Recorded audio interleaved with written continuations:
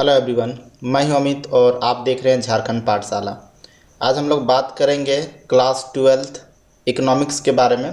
और इकोनॉमिक्स का ये दूसरा वीडियो है। पहला वीडियो मैंने डाला था और नहीं देखा है तो आप डिस्क्रिप्शन में लिंक मिलेगा, आप जाकर देख सकते हैं, या ऊपर के आई बटन में आपको पूरा चैनल का ही लिस्ट मिल जाएगा, आप देख सकते हैं वीडियो लिस्ट में। ठीक है, आज हम लोग बात करेंगे अर्थव्यवस्था एवं उसकी केंद्रीय समस्या से संबंधित जितने भी बहुवैकल्पिक प्रश्न हैं उसके बारे में। ठीक है, जितने भी एमसीक्यू प्रश्न हैं जो कि एग्ज़ाम में पूछे जा सकते हैं, फर्स्ट टर्म जो एग्ज़ाम होगा एमसीक्यू पर होगा। तो चैनल को सब्सक्राइब कर देना यार, अभी तक आपने सब्सक्राइब नहीं किया तो लाइक कर देना। क्वेश्चन कहाँ से मैंने लिया हूँ, कहाँ से आप तैयारी करेंगे, इन सब के बारे में मैं वीडियो के अंत में बात करूँगा, तो अंत तक आप बने रहिएगा। ठीक है, तो चलिए प्रश्न को शुरू करते हैं। पहला प्रश्न है, निम्न में किस आधार स्तंभ पर आर्थिक समस्या का ढांचा खड़ा है। ठीक है, तो आर्थिक समस्या अगर आपको नहीं मालूम है तो इस पर मैंने डिस्क्रिप्टिव वीडियो बनाया था, आप मेरे चैनल लिस्ट में जाकर के सब देख सकते हैं चीज़ को। ठीक है, स्टेप बाय स्टेप छोटे छोटे वीडियो बनाया है। देखो गाइस, कहने का अर्थ है कि आर्थिक समस्या के उत्पन्न होने के पीछे कारण क्या है। तो यहाँ पर इसके 3 कारण होते हैं आर्थिक समस्या के पीछे। ठीक है, एक तरह से अगर आप देखेंगे तो आर्थिक समस्या जो होती है वो चयन की समस्या होती है, यानी चुनाव की समस्या होती है, जो हर अर्थव्यवस्था के सामने जो है उत्पन्न होती है। कारण है, इंसान की जो आवश्यकता है वो अनंत होती है, यानी असीमित होती है, और साधन सीमित होते हैं और साधनों के वैकल्पिक प्रयोग होते हैं। ऑप्शन आप देख सकते हैं कि इनमें से कौन सा कारक उत्तरदायी है। असीमित आवश्यकताएं, सीमित साधन, अ ब दोनों, और इनमें से कोई नहीं। तो आपको सही आंसर पता लग ही गया होगा कि सही जवाब क्या होगा, ऑप्शन 2। ठीक है, सॉरी, ऑप्शन सी जो है वो सही होगा। ठीक है, अ और ब दोनों, यानी असीमित आवश्यकताएं और सीमित साधन दोनों ही कारण है आर्थिक समस्याओं का। निम्न में से कौन सा कथन सही है। ठीक है, आपको सही कथन का चुनाव करना है। पहला कथन कहता है कि मनुष्य की आवश्यकता जो होती है वो अनंत होती है, जो कभी ख़त्म नहीं होती है, जबकि उसे पूरा करने के जो साधन है, ठीक है, पूरा करने के साधन क्या है, सीमित है। और दुर्लभ साधनों की समस्या चयन को जन्म देती है। दुर्लभ साधन मतलब समझ जाइए कि साधन जो है वो आवश्यकताओं के समक्ष जो है वो दुर्लभ है, मतलब हमारे पास जितने भी साधन हैं उससे हम अपने सभी आवश्यकताओं को पूरा नहीं कर सकते हैं। ठीक है, तो इस कारण से चयन की समस्या उत्पन्न होती है। हम उसे पहले करते हैं जो हमारे लिए सबसे ज़्यादा ज़रूरी होता है, साधन को हम उसी में लगाते हैं। और तीसरा ऑप्शन है इनमें से सभी। पहले भी मैं आप लोगों को बता चुका हूँ कि एग्ज़ाम में जब भी प्रश्न में इनमें से सभी ऑप्शन हो तो 90% चांसेस इसी का रहता है सही होने का। ठीक है, तो ये तीनों हो जाएगा। मनुष्य की आवश्यकताएँ अनंत होती है जबकि साधन सीमित होते हैं, और दुर्लभता की समस्या जो होती है वो चयन को जन्म देती है। ठीक है, अर्थव्यवस्था की केंद्रीय समस्याएँ कौन सी है। ठीक है, किसी भी अर्थव्यवस्था की जो केंद्रीय समस्या होती है वो कौन सी होती है। ऑप्शन है साधनों का आवंटन, साधनों का कुशलतम प्रयोग और आर्थिक विकास। अब आप देख रहे हैं कि उपयुक्त में से सभी है। ठीक है, तो ऑप्शन यही सही होगा इसका, इनमें से सभी। साधनों का आवंटन यानी साधनों को किन किन जगहों पे कार्यों पे लगाएं हम, ये एक समस्या है अर्थव्यवस्था के लिए। उसका सही प्रयोग है और पूर्ण प्रयोग है। ठीक है, उसी को हम लोग बोलते हैं कुशलतम प्रयोग। ये भी एक समस्या कि कुशलतम प्रयोग कैसे करें साधनों का, और इसको मतलब प्रयोग करने का एक ही, ठीक है, रीज़न होता है कि अधिक से अधिक आर्थिक विकास कैसे किया जाए। ठीक है, तो इसीलिए क्या आ जाएगा, उपयुक्त सभी। क्वेश्चन में थोड़ा बहुत चेंजेज आ सकता है, लेकिन जो इकोनॉमिक्स का जो कॉन्सेप्ट होता है वो चेंजेस नहीं होगा, तो क्वेश्चन से ज़्यादा मेरे बातों पे ध्यान दीजिएगा। अब देखिए, बोलता है कि आर्थिक समस्या मूलतः किस तथ्य की समस्या है। आर्थिक समस्या, ठीक है, मूलतः किस तथ्य की समस्या है, तो मैं इसके बारे में विचार कर चुका हूँ। मानव की जो आवश्यकता है वो अनंत है, जो कभी ख़त्म नहीं होगी, और उसको पूरा करने की जो साधन है वो हमारे पास सीमित है। तो और साधनों का मतलब वैकल्पिक प्रयोग भी है, यानी एक ही साधन को हम अलग अलग कामों पे लगा सकते हैं। तो सभी आवश्यकता को तो पूरा नहीं कर सकते हम लोग गाइस। तो ऐसे कंडीशन में हम लोग क्या करते हैं, उन आवश्यकताओं को मतलब चुनते हैं जो हमारे लिए सबसे ज़्यादा ज़रूरी होता है। तो चुनाव की समस्या इस तरह से उत्पन्न हो गई, क्या करें और क्या ना करें। ठीक है, तो यहाँ पे ऑप्शन देख लीजिए, ऑप्शन ए इसका सही हो जाएगा। आर्थिक समस्या मुख्य रूप से चुनाव की समस्या होती है। चलिए अगला प्रश्न देखते हैं। साधन की प्रमुख विशेषताएं कौन सी है? जो साधन है उसकी प्रमुख विशेषताएं कौन सी है? यह मानव आवश्यकताओं की तुलना में सीमित होती है। बात बिल्कुल सही कह रहा है। मानव की जितनी आवश्यकता होती है अनंत होती है, लेकिन उसके तुलना में साधन क्या होते हैं? सीमित होती है। सही बात है। इनका वैकल्पिक प्रयोग है। ये भी बात सही है दोस्तों कि जो साधन हमारे पास उपलब्ध है उसका वैकल्पिक प्रयोग होता है।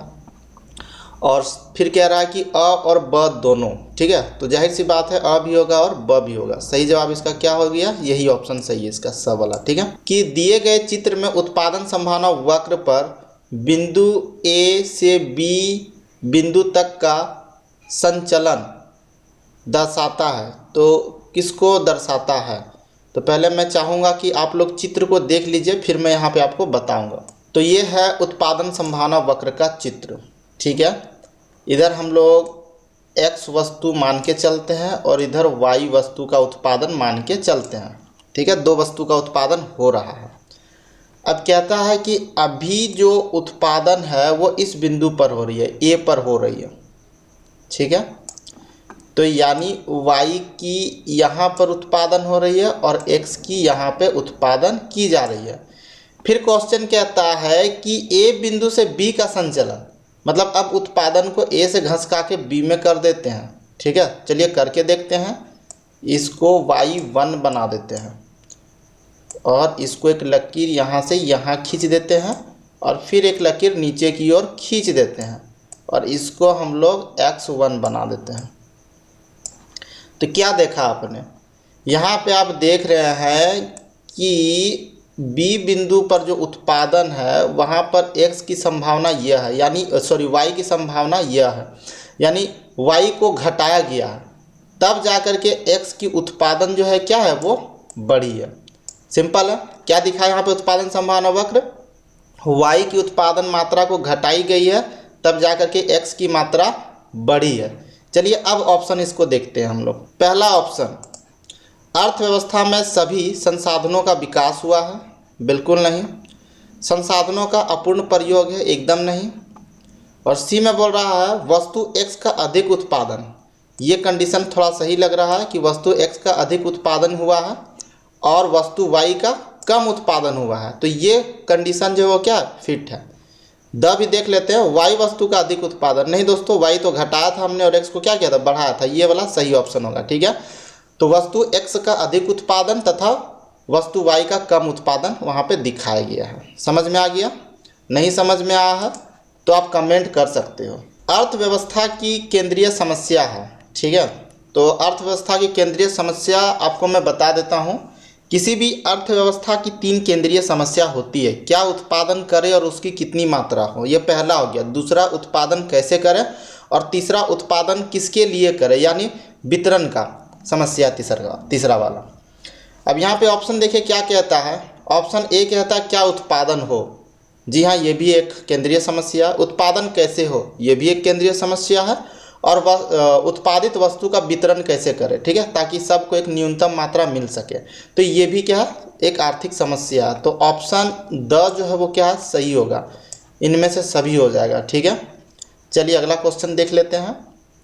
निम्न में से किस अर्थव्यवस्था में निजी क्षेत्र एवं सार्वजनिक क्षेत्र का सह अस्तित्व पाया जाता है, ठीक है। आपको मालूम होना चाहिए एक अर्थव्यवस्था जो होती है उसके 3 आर्थिक प्रणाली होते हैं, यानी 3 तरीका होता है जिस पर जो उत्पादन करवा जाता है, ठीक है।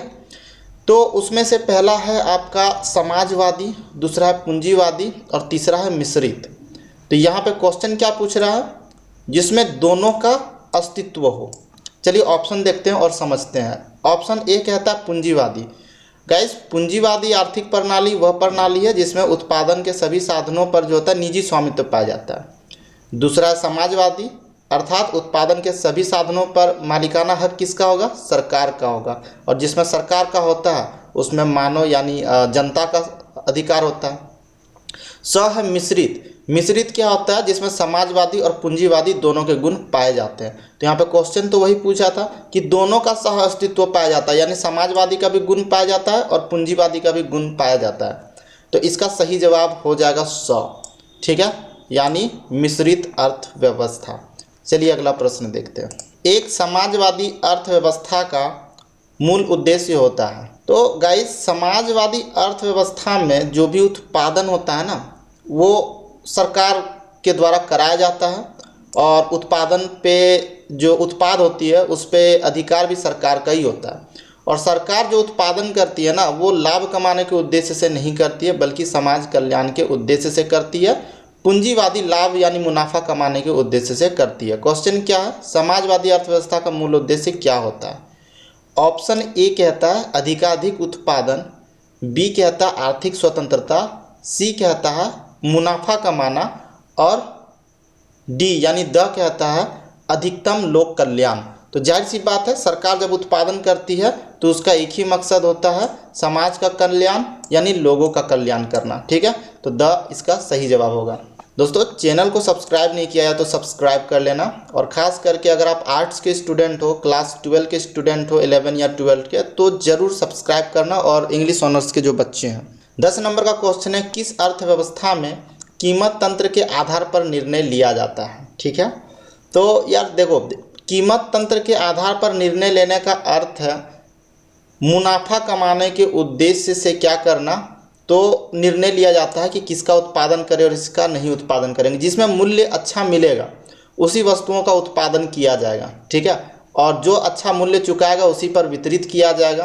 तो कीमत तंत्र के आधार पर निर्णय कौन ले सकता है? मुनाफा कमाने वाला अर्थव्यवस्था कौन सा है? पूंजीवादी होता है।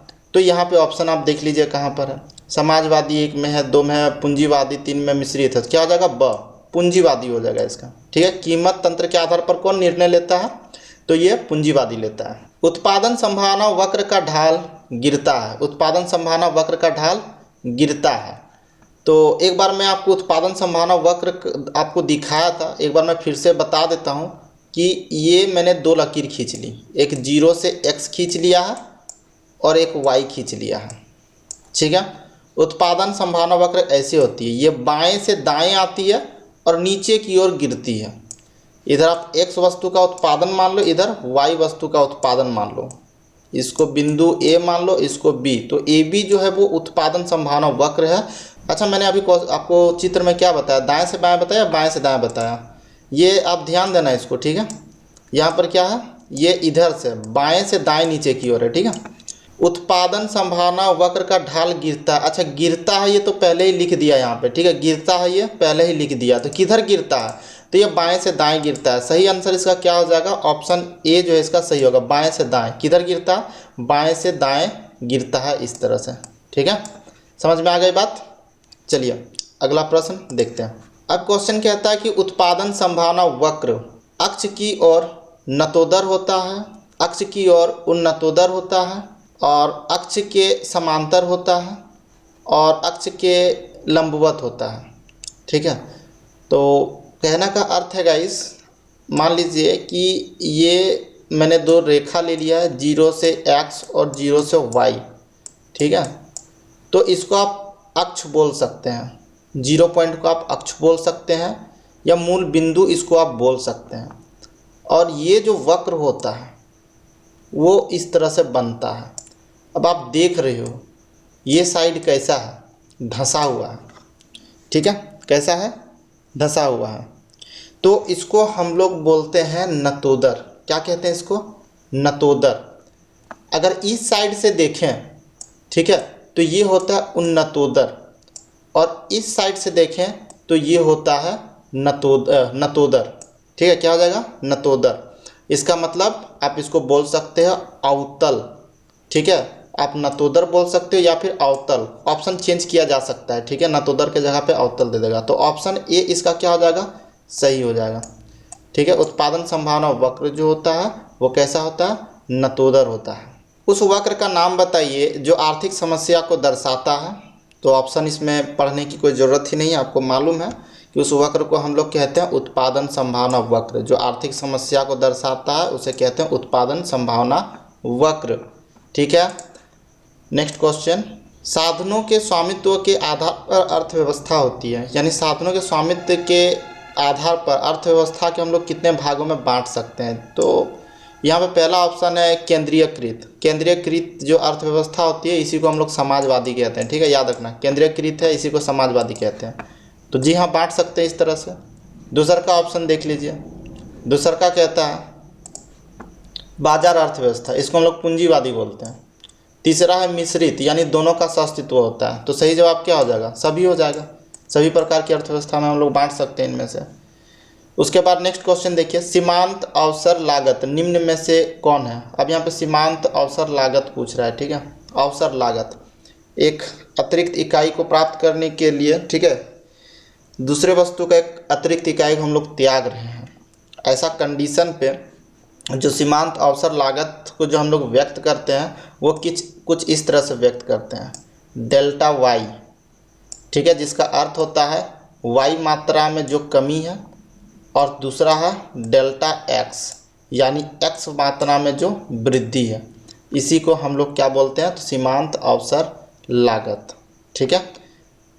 तो इसका सही जवाब कौन सा हो जाएगा? मैच करवा लीजिए, किससे मैच कर रहा है? ब से मैच कर रहा है, ठीक है।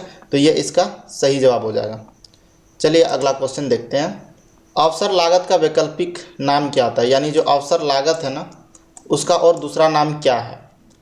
तो आप देख लीजिए, आर्थिक लागत है, संतुलन कीमत है, सीमांत लागत है और औसत लागत है। तो इसका जो सही जवाब होगा वो ऑप्शन ए वाला इसका सही है, ठीक है। इसको हम लोग आर्थिक लागत भी कहते हैं। तो गाइज़ आपको मैं बता देता हूँ कि आप इसके लिए कौन सा बुक परचेज़ करेंगे। तो गाइज़ आप देख लो, ये रेफरेंस बुक है, ठीक है, एग्ज़ाम स्कोरर। आप इसे अमेज़न से ऑर्डर कर सकते हो, डिस्क्रिप्शन में लिंक मिल जाएगा। ध्यान रहे दूसरी बात, ये कला के लिए है, तो नीचे डिस्क्रिप्शन में साइंस और आर्ट्स दोनों के लिए दिया हुआ है। आप ऑर्डर कर सकते हो, करना चाहते तो अभी कर दो, क्योंकि आने में इसको थोड़ा टाइम भी लगेगा, ठीक है। आप ऑफलाइन मार्केट से भी जा करके परचेज कर सकते हो, ठीक है। यहाँ पे 200 रुपये इसका प्राइस बता रहा, ऐसे 250 रुपये प्राइस है, अभी ऑफर चल रहा है आपका 200 रुपये यानी 50 रुपये डिस्काउंट करके दे रहा है, ठीक है। तो आप देख लो जैसा भी हो, और नहीं तो आप वीडियो से भी आप तैयारी कर सकते हो। फिलहाल मैं इसे रेफरेंस के लिए यूज़ कर रहा हूँ, ठीक है, अपने ऑफलाइन ऑनलाइन दोनों क्लास के लिए। वीडियो कैसा लगा कमेंट जरूर करना, फिर से मैं एक नया वीडियो लेकर के आऊँगा, ठीक है। तो फिर से मिलते हैं एक नए वीडियो के साथ, तब तक के लिए धन्यवाद।